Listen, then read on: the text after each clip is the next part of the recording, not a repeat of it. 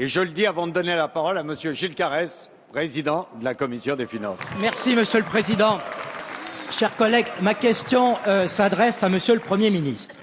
Le budget pour 2015 que notre Assemblée a voté fin décembre dernier est devenu obsolète. C'est le constat qu'Éric Woerth et moi-même faisons. Dès janvier, il a fallu prévoir de nouvelles dépenses pour lutter contre le terrorisme. En mars, la Commission européenne a demandé un effort budgétaire supplémentaire de 4 milliards d'euros car elle estime que le déficit public est excessif. La semaine dernière, vous avez annoncé de nouvelles baisses d'impôts en faveur des entreprises. Puisque notre budget est désormais caduc, il faut donc le corriger. Or, Monsieur le Premier ministre, vous refusez de soumettre au débat de notre Assemblée le programme de stabilité. Pire encore, vous refusez de faire une loi de finances rectificative en milieu d'année. Vous voulez donc entretenir l'opacité, le brouillard jusqu'à l'automne prochain, comme si vous aviez peur de traiter les questions financières avec le Parlement, avec l'Assemblée et donc avec l'ensemble des Français.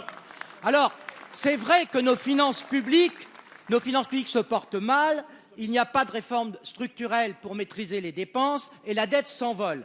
Mais ce n'est pas une raison pour faire comme l'autruche et se mettre la tête dans le sable. Et puis, cela pose un vrai problème de démocratie.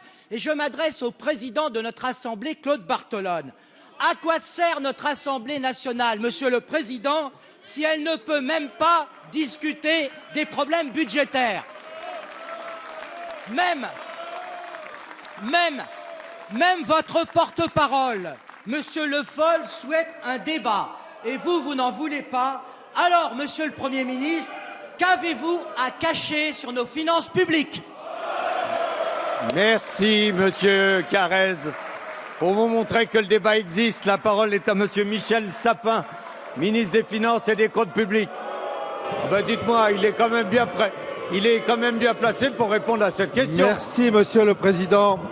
Mesdames, Messieurs les députés, Monsieur le Président Carrez, j'ai pour vous, personnellement et compte tenu de votre fonction, comme pour l'ensemble de ce Parlement, de cette Assemblée, beaucoup de respect. Et donc je vous répondrai avec le respect que par ailleurs, me semble-t-il, ce sujet mérite de la part de tous.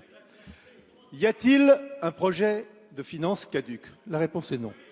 Je vais vous expliquer pourquoi. Écoutez la réponse, s'il vous plaît. Ce que le programme de stabilité, pour les initiés, les propositions de la France, du gouvernement français, qui sont soumises à votre critique et à votre débat, c'est les propositions qui sont faites à la Commission et à l'ensemble de nos partenaires.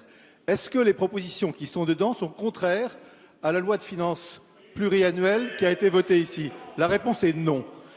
La stratégie de diminution de nos déficits est parfaitement conforme à ce qui a déjà été voté ici. C'est la France qui décide, c'est le Parlement qui a décidé et le gouvernement aujourd'hui met en œuvre, en dialogue avec la Commission, les décisions que vous avez prises, en tous les cas que la majorité de cette Assemblée a votées. Y a-t-il plus d'économies que celles qui étaient prévues? Ce qui alors nécessiterait évidemment un nouvel examen et un nouveau vote. La réponse est non. Nous mettons en œuvre strictement et scrupuleusement les orientations et les décisions qui ont déjà été prises par cette Assemblée, par cette majorité, qui a voté un programme d'économie de 21 milliards pour l'année 2015.